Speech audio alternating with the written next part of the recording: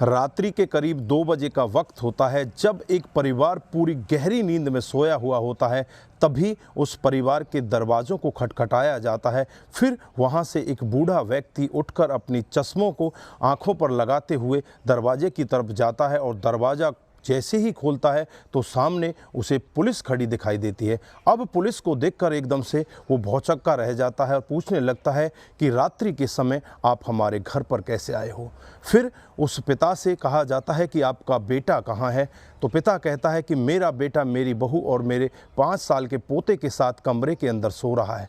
लेकिन जब पुलिस उससे कहती है कि तेरे बेटे की हत्या हो गई है और तेरे बेटे की हत्या करने वाला मुजरिम हमारे साथ है, अब इस पर पिता हक्का भक्का रह जाता है, क्योंकि रात को वो खाना पीना खाकर साथ में सोए थे। लेकिन रात में ऐसा क्या हो जाता है कि उसके बेटे की हत्या हो जाती है। वो भागता हुआ अपने बेटे के कमरे में जाता है तो कमरे में जाकर देखता है कि उसका 5 साल का पोता, जो कि बहुत ही घबराया हुआ एक कोने में बैठा हुआ है, उस बेटे को उठाकर अपने पास लेकर आता है और पुलिस के सामने आ खड़ा होता है। फिर अपनी बहू को आवाज़ लगाता है, बहू भी वहाँ पर पहुँच जाती है।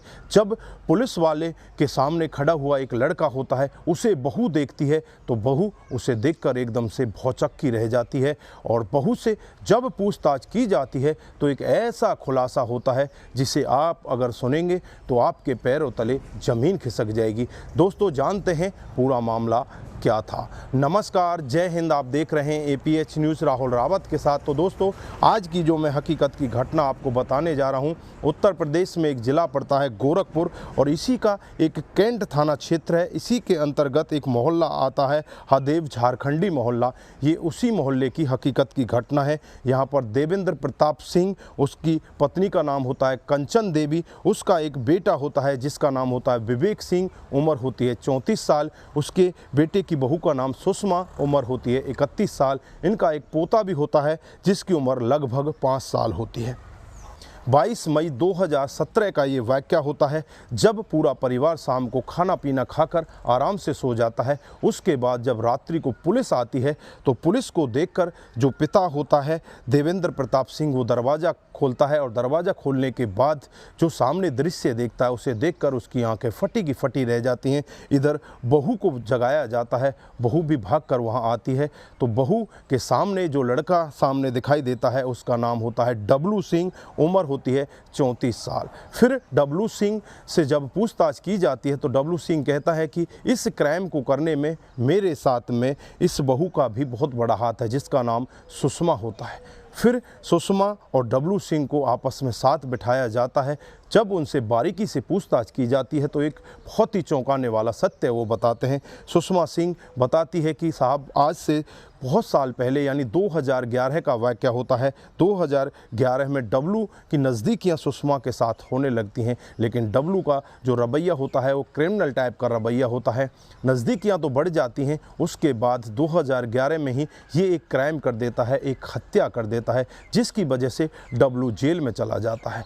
जेल में जाने के बाद 2013 पर ये वेल में वापस अपने घर पर आ जाता है, इसे जमानत मिल जाती है। उसके बाद फिर ये सुषमा सिंह के साथ प्यार प्रसंग में रहने लगता है। एक दूसरे के साथ ये जीने मरने की कस्में खाते हैं, एक दूसरे के साथ शादी करना चाहते हैं, लेकिन घर वाले इस सब का ऐतराज़ करते हैं, इस सब का विरोध करते हैं।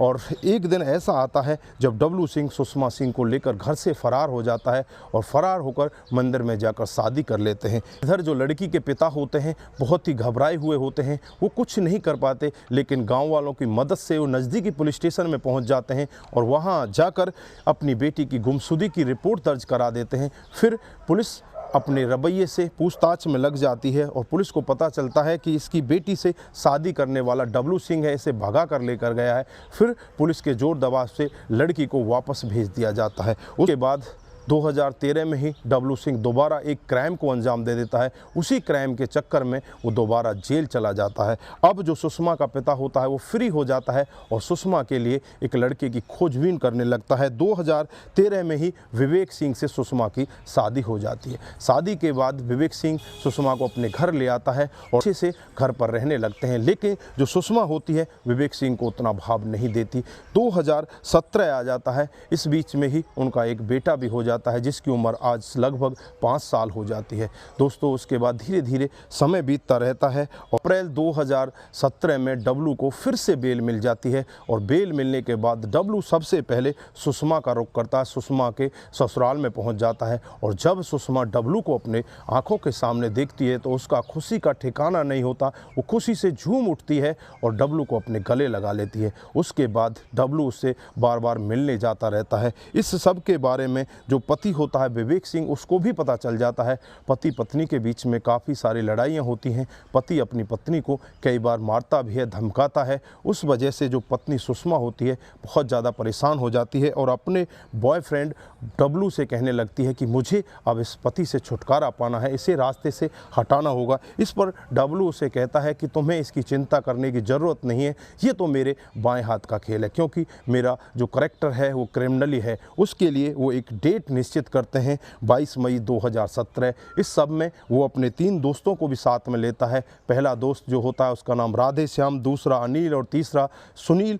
ये 22 मई 2017 को अपने घर से एक 4 व्हीलर लेकर जाते हैं और 4 व्हीलर लेकर 4 व्हीलर को घर से थोड़ी सी दूर पर रोक देते हैं और राधे श्याम और डब्लू सीधे ही सुषमा के घर के अंदर चले जाते हैं। रात को करीब 1 बजे का वक्त होता है। सुषमा घर का दरवाज़ा खोल देती है और घर में पहले से ही ईंटों का इंतजाम करके रखती है। जैसे ही डब्लू घर के अंदर प्रवेश करता है, जो पति होता है विवेक सिंह वो गहरी नींद में सोया हुआ होता है और पति को गहरी नींद में सोया देखकर पत्नी उसका मुंह दबाने लगती है और जो डब्लू होता है उसके ऊपर ईंट मारता है, उसके गले को दबा कर रखता है। तब तक दबा कर रखा जाता है तब तक उसके प्राण नहीं निकल जाते। पत्नी को फिर भी लगता है कि कहीं इसमें जान ना बच जाए, उसकी वजह से उसके ऊपर ताबड़तोड़ ईंटों से वार किया जाता है। विवेक सिंह की ही बाइक को बरामदे से उठाते हैं और जो राधे श्याम होता है वो बाइक चलाता है। बीच में विवेक सिंह को बिठा लिया जाता है और पीछे खुद डब्लू बैठ जाता है। तीनों जब रास्ते से जा रहे होते हैं तो रास्ते में इन्हें जो गाड़ी खड़ी कर गए थे, इनके दोस्त थे, वो वहाँ से गायब मिलते हैं।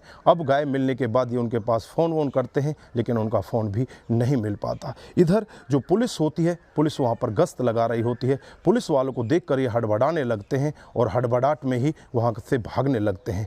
अब इन्हें भागता देख पुलिस इनके पीछा करती है और जो बीच में बैठा हुआ होता है विवेक सिंह, वो वहाँ से गिर जाता है क्योंकि वो मरा हुआ होता है। अब तुरंत ही पुलिस जो डब्लू होता है उसको गिरफ्तार कर लेती है। राधे श्याम वहीं से भाग जाता है। अब डब्लू को गिरफ्तार करने के बाद विवेक सिंह की डेड बॉडी को लेकर जब रात को करीब 2 बजे इनके घर पर आया जाता है, तब जाकर पिता के सामने ये सारा मामला आता है तो पिता की आंखें फटी की फटी रह जाती हैं। एक 5 साल का मासूम बच्चा वहाँ पर कोने में बैठा होता है।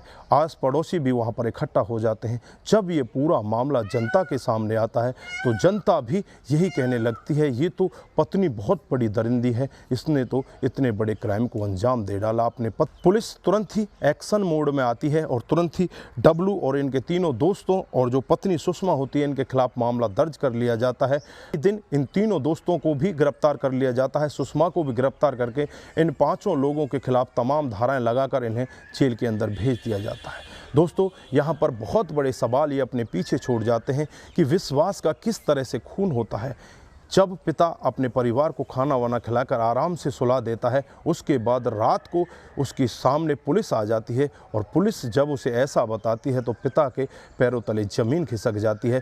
पिता जो बूढ़ा था, जिसे अच्छे से दिखाई भी नहीं देता था, वो अपने पोते के साथ बैठकर रोता रहता है और कहता रहता है कि मैं अपनी बहू को लाने में बहुत बड़ी भूल कर दी। मैं जाँच पड़ताल नहीं कर पाया कि मेरी बहू का पहले से ही किसी के साथ में अवैध संबंध है। अगर मेरे को ऐसा पता होता तो मैं शायद ही इस बहू को अपने पास लेकर आता, इससे वहीं पर नाता तोड़ देता। तो दोस्तों यहाँ पर आप क्या कहना चाहते हैं, आपकी जो भी राय है एक बार कमेंट बॉक्स में ज़रूर दीजिएगा। दोस्तों इस घटनाक्रम को सुनाने का उद्देश्य बस यही है कि आप लोग जागरूक हों और ऐसे क्राइम के बारे में जानें जो डे बाय डे हमारे समाज में बढ़ते जा रहे हैं। दोस्तों आज के लिए बस इतना ही, फिर मिलते हैं किसी नए मूड के साथ। तब तक के लिए आप अपना ख्याल रखें, अपने परिवार का ख्याल रखें, सतर्क रहें, सावधान रहें और ऐसे क्राइम को अपने आसपास ना होने दें। दोस्तों अगर आप लोगों को हमारे वीडियोस ज़रा से भी प्रभावित करते हैं, ज़रा से भी ठीक ठाक लगते हैं तो अपने दोस्तों के साथ ज़रूर शेयर करके जाइए। आज के लिए बस इतना ही, फिर मिलते हैं किसी नए मूड के साथ। तब तक के लिए नमस्कार, जय हिंद, जय भारत।